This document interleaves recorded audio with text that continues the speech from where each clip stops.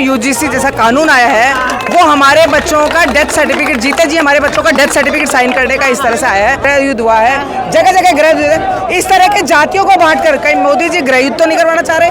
3 साल में सरकार ने बेड़ा गर्क कर दिया राजस्थान का। मैम, आप हमारे साथ में आज इस प्रदर्शन में मौजूद हैं। आज की क्या क्या मांगे हैं जो सरकार नहीं मान रही है? देखिए, हमारी मांगे ये थी कि जो यूजीसी जैसा कानून आया है वो हमारे बच्चों का डेथ सर्टिफिकेट, जीते जी हमारे बच्चों का डेथ सर्टिफिकेट साइन करने का इस तरह से आया है। इसमें हम यही चाह रहे हैं कि ये कानून वापस हो, क्योंकि देखो पहले चुनाव लड़ते थे, जब कॉलेज में चुनाव लड़ते थे तो एक होकर सब लोग चुनाव लड़ते थे। आज इन्होंने ऐसा कर दिया है कि जाट और राजपूत 2 कॉमर्शियल कॉम है, उनमें भी अलग अलग कर दिया, ओबीसी और जनरल। पहले हिंदू मुस्लिम सिख ईसाई में, फिर हिंदू मुस्लिम में झगड़ा करवाया है और अब जातियों में बांटने लगे। पहले SC ST और दूसरी कास्ट कर दिया और अब जो है SC ST OBC और जनरल, मतलब हिंदुओं को 3 पार्ट में बांट दिया है। मुझे तो ऐसा लगता है कि मोदी जिस तरह के नेपाल में गृह युद्ध हुआ है, बंगाल में गृह युद्ध हुआ है, जगह जगह गृह युद्ध, इस तरह के जातियों को बांटकर कहीं मोदी जी गृह युद्ध तो नहीं करवाना चाह रहे। जातिवाद ज्यादा कर रहे हैं क्या? बहुत ज्यादा जातिवाद कर रहे हैं। आज आप जाइए कहीं भी जाओगे तो कहोगे मुस्लिम है, ये सिख है और ये वो है ईसाई है। हम हिंदुओं के लिए क्या कहेंगे, ये ब्राह्मण है, जाट है, राजपूत है, इस तरह से। तो ऐसा क्यों हो रहा है हिंदुओं के साथ?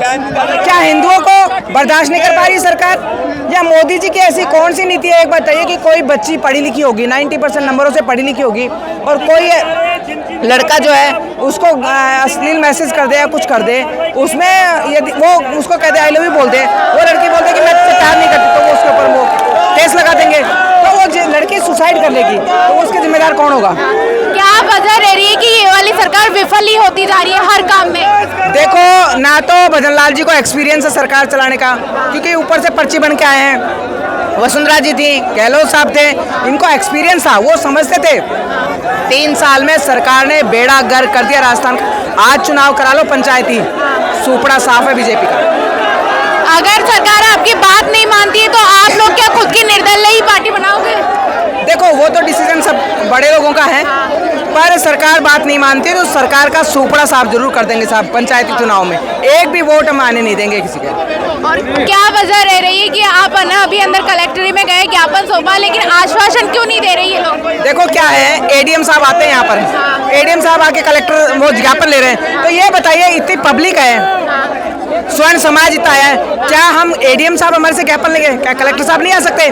तो उनके हट धर्मिता है कि मैं नहीं आऊं, और हमारी है कि आप यहाँ आके और हमारे से ज्ञापन लो। आपकी ये UGC एक्ट के अलावा भी और कोई मांग है क्या जिसको लेकर आप आज प्रदर्शन? अभी जैसे लाठीचार्ज हुआ है, तो इनका कहना है जो जिन्होंने लाठीचार्ज किया अधिकारियों ने, उनके ऊपर उनको सस्पेंड किया जाए। आप देखिए, सारी तमाम महिलाएं जो प्रदर्शन कर रही है, उनकी एक ही मांग है UGC एक्ट हटाने को। ऐसी तमाम खबरों के लिए देखते रहिए द खटक।